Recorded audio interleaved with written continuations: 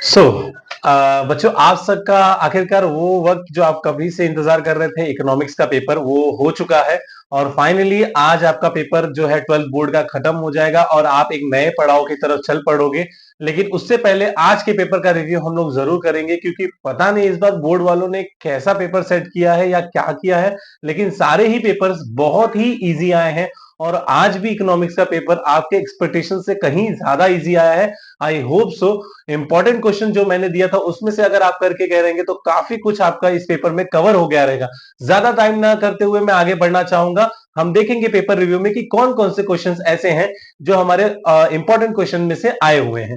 ठीक है, तो अगर बात करते हैं हम लोग अपने बोर्ड एग्जाम्स की कि कौन कौन से क्वेश्चंस हमारे इंपॉर्टेंट क्वेश्चंस में से कवर हुए, लेकिन उसके पहले हम लोग आंसर्स भी देखते चलेंगे कि क्या आपके ऑब्जेक्टिव में से कितने मार्क्स आपको मिले हैं या पैसेज जो आया उसमें क्या कवर हुआ है। तो इसके लिए सबसे पहला क्वेश्चन आप यहाँ पे देख सकते हो बच्चों। आप लोगों को सबसे पहला क्वेश्चन वही एज इट इज जो हमने डिसाइड किया था या पेपर का पैटर्न होता है उसी के अकॉर्डिंगली आपको यहाँ पे आया हुआ है।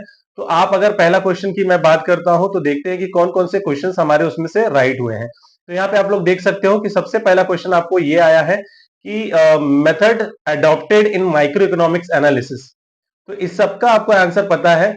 माइक्रो इकोनॉमिक्स में हमने पढ़ा होगा कि माइक्रो इकोनॉमिक्स में जो मेथड यूज होता है for study that will be your slicing method. तो स्लाइसिंग मेथड आंसर है, तो इसका मतलब इसका आंसर क्या हो जाएगा, ओनली ए। तो ये पहला क्वेश्चन। ठीक है, दूसरे क्वेश्चन की अगर मैं बात करता हूं तो दूसरे क्वेश्चन में आप पाएंगे factors which are working in unorganised money. अब यहाँ पे एक बच्चे का मुझे आंसर शीट मिला, क्वेश्चन पेपर मिला है। उसमें बच्चे ने लिखा है ओनली सी, यहाँ पे टिक किया हुआ है, लेकिन ऐसा आप देखोगे तो यहाँ पे कोई ऑप्शन ही नहीं है। तो ए सी एंड डी, तो ए सी डी ये कौन सा ऑप्शन है हमारा, फोर्थ वाला। तो अगर बात करते हैं क्वेश्चन नंबर थर्ड की बच्चों, तो क्वेश्चन नंबर थर्ड में आप लोग यहाँ पे देख सकते हो ये पूछ रहा है कि ऑप्शनल फंक्शंस ऑफ गवर्नमेंट। तो अगर मैं बात करता हूँ ऑप्शनल फंक्शन ऑफ गवर्नमेंट की, तो यहाँ पे आपका आंसर आएगा बी एंड सी, जो कि है provision of education and health and services, provision of social security measures. ये आपके आंसर हो जाएंगे। बढ़ते फोर्थ क्वेश्चन की तरफ। फोर्थ क्वेश्चन में अगर आप आएंगे तो यहाँ पे आपको बोल रहा है कि statement that highlights the significance of index number. तो अगर इंडेक्स नंबर चैप्टर आपने ध्यान से पढ़ा होगा तो इंडेक्स चैप्टर नंबर में आपको यहाँ पे क्वेश्चंस मिले होंगे जिसमें यहाँ पे 4 ऑप्शंस दिए गए हैं। उस 4 ऑप्शंस में से अगर मैं बात करता हूँ बच्चों तो सेकंड वाला ऑप्शन जो है वो सही है, ए बी एंड सी। ठीक है, index number can be misused वाला छोड़कर बाकी सारे ही ऑप्शंस इसमें आएंगे, जो कि है आपका option number second, that is A B and C इसका सही आंसर है।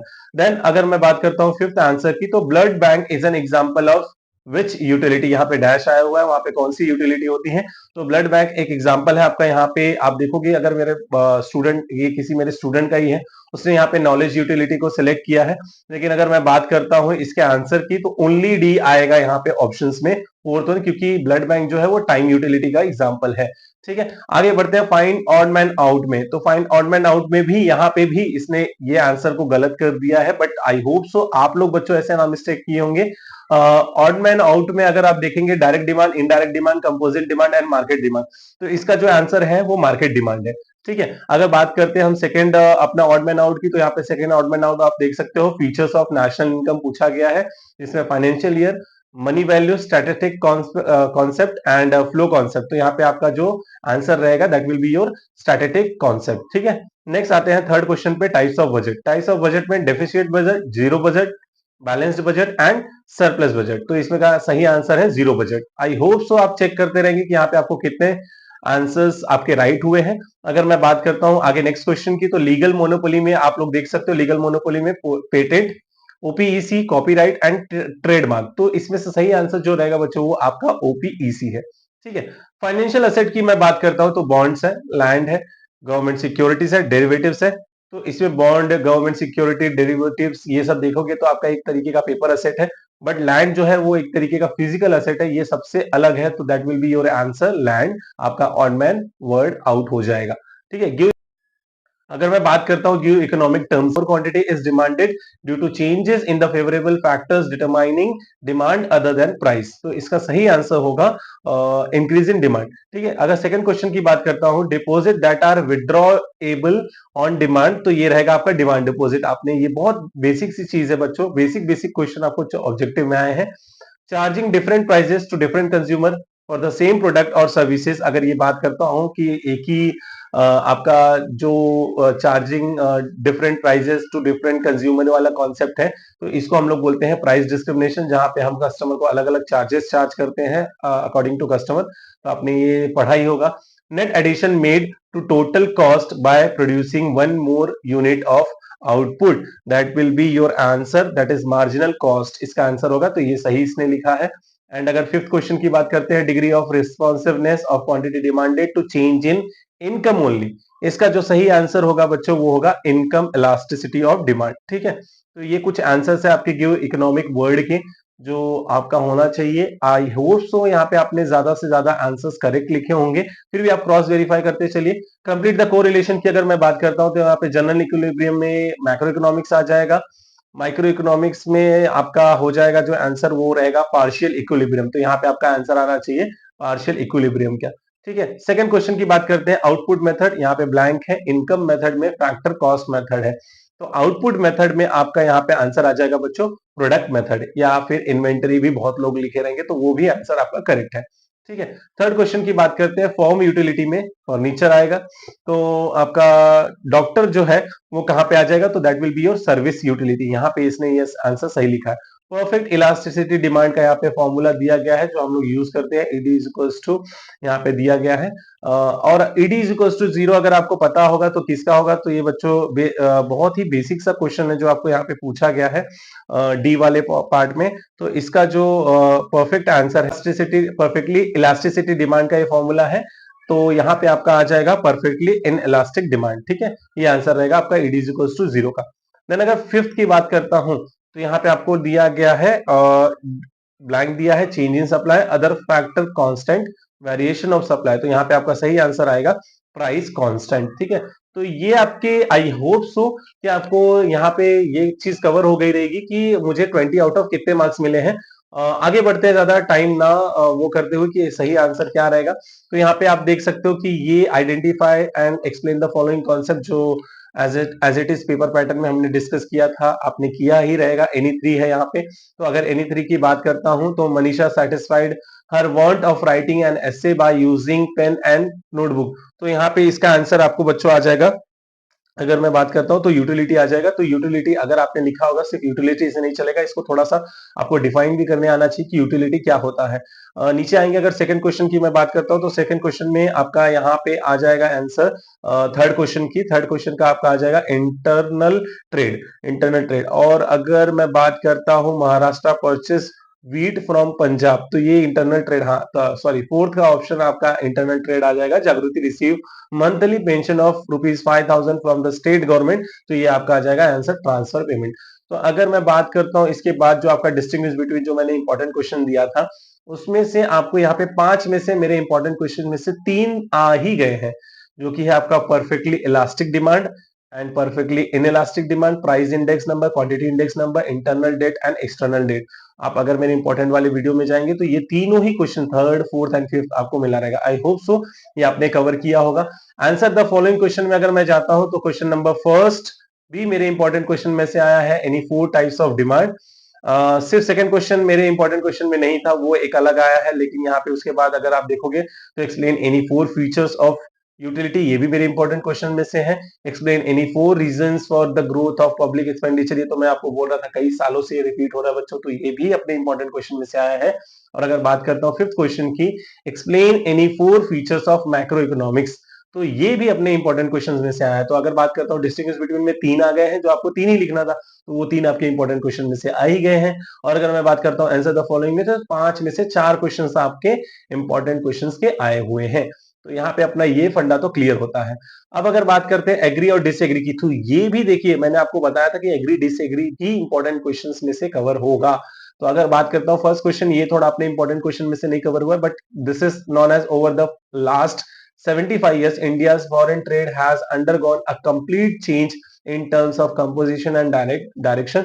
तो यहाँ पे इसका आंसर एग्री ही होना चाहिए कि बहुत सारे चेंजेस आए 75 years में।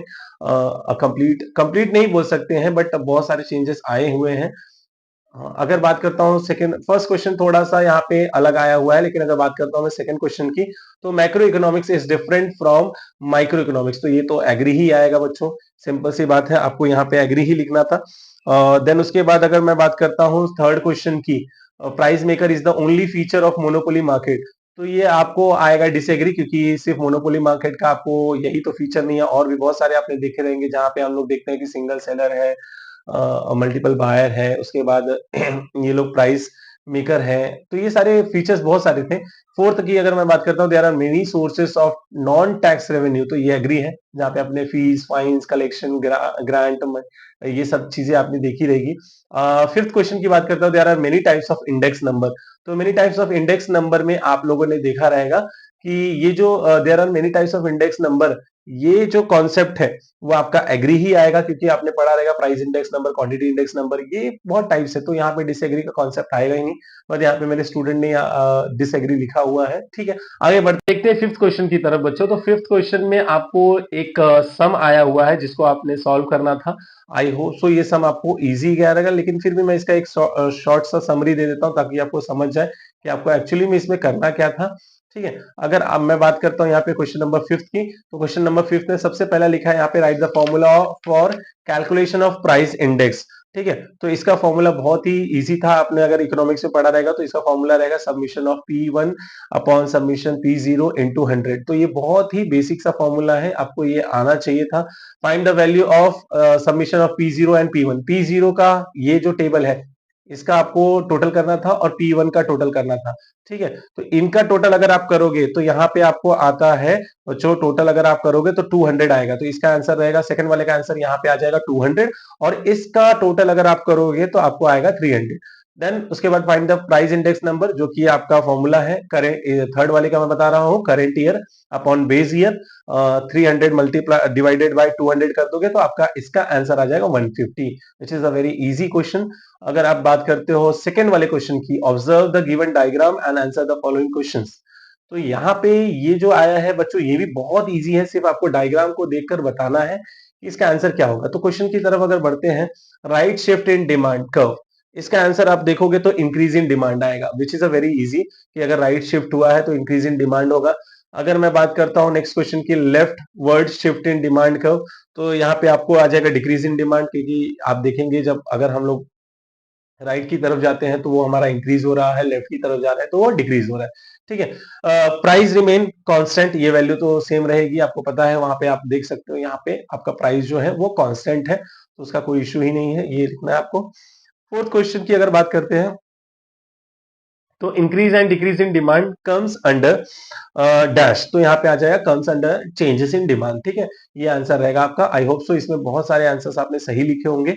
आगे बढ़ते हैं क्वेश्चन नंबर थर्ड की तरफ, रीड द फॉलोइंग पैसेज वाला जो एस्पेक्ट है, इसमें आपको 3 क्वेश्चंस पूछे हैं, इसी पैसेज में से जवाब देना है, जो कि बहुत ज्यादा तरीके से इजी है, आप इसे कर सकते थे। अगर आप लोग देखोगे तो explain the concept of market from economic sense, इसमें पूछा गया, तो ये आपको इसमें से ही मिल जाएगा, बट आगे मैं बढ़ूंगा तो क्वेश्चन नंबर 6 की तरफ, जो बहुत इंपॉर्टेंट है, और मैं सबसे ज्यादा ये खुशी हूं कि बच्चों ओसी में भी 2 क्वेश्चंस, तीनों ही आए थे इंपॉर्टेंट में से, यहाँ पे आपके इंपॉर्टेंट में से 3 में से 2 मेरे इंपॉर्टेंट क्वेश्चंस में से ही आए। तो बच्चों अगर बात करते हैं 6 क्वेश्चन की, तो 6 क्वेश्चन में आप लोग देख सकते हो कि यहाँ पे आपके 3 क्वेश्चंस में से 2 क्वेश्चंस जो है वो हमारे इंपॉर्टेंट क्वेश्चन में से ही आए हुए हैं, जो कि बहुत अच्छी बात है। और यहाँ पे आई होप सो, जो फर्स्ट वाला क्वेश्चन है, explain the concept of price elasticity with its type, तो मैंने आपको बहुत बार बताया था कि प्राइस इलास्टिसिटी सप्लाई जो है वो सबसे इंपॉर्टेंट क्वेश्चन है, ये 5 मार्क्स या 4 मार्क्स के लिए भी आ सकता था, और साथ ही साथ, लेकिन इस बार तो अच्छी बात ये हुई कि ये आपको 8 मार्क्स के लिए आ गया, तो आपने इसे अच्छे से आई होप सो कवर किया होगा। और जो सेकंड क्वेश्चन था ये मेरे इंपॉर्टेंट में से नहीं था, लेकिन थर्ड क्वेश्चन हमारे इंपॉर्टेंट क्वेश्चन में से ही आया है, state and explain the law of supply with its assumptions। तो मैंने आपको 3 लॉ बोले थे, उन 3 लॉ में से एक लॉ तो यहाँ पे आपको आ ही गया है। तो आई होप सो आपका इकोनॉमिक्स का पेपर बहुत ही अच्छा गया रहेगा, 90% क्वेश्चन हमारे इंपॉर्टेंट से ही आए। तो मैं ज्यादा ये नहीं बोलूंगा कि आपने बहुत मेहनत की है, और बहुत मेहनत करने का जो नतीजा होता है आई गेस आपके रिजल्ट में वो दिखेगा। तो all the best for your futures. और यहाँ पे आपकी जर्नी को आपने रोकना नहीं है, यहाँ से आपको सोचना है, बहुत इंपॉर्टेंट एस्पेक्ट है, आप एंजॉय कीजिए, आपके वेकेशंस है, लेकिन साथ ही साथ आपको ये भी डिसाइड करना है बच्चों कि अभी 12th के बाद हमें क्या करना करना है। तो इसके लिए जल्द ही मैं आपको एक वीडियो लेकर आऊंगा कि आप किस बेस पे, किस बिहाफ पे डिसाइड कर सकते हैं कि आप 12th के बाद कौन सा कोर्स सेलेक्ट करें और कौन सी स्टडीज को आगे कंटिन्यू करें। ये वीडियो मैं आपके अकॉर्डिंग टू आपकी एलिजिबिलिटी, आपके एफिशिएंसी के हिसाब से, आपकी क्या स्ट्रांग पॉइंट है, क्या वीकनेसेस है, उसके अकॉर्डिंगली आप डिसाइड कीजिए कि आपको किस फील्ड में जाना है। तो मिलते हैं नेक्स्ट वीडियो में, तब तक के लिए अपने दोस्तों के साथ ये वीडियो को शेयर कीजिए, लाइक कीजिए, सब्सक्राइब कीजिए, ताकि उनको भी पता चले कि उन्होंने इकोनॉमिक्स में कितने मार्क्स ग्रैब किए हैं। ठीक है, मिलते हैं नेक्स्ट लेक्चर में, तब तक के लिए जय हिंद, जय भारत।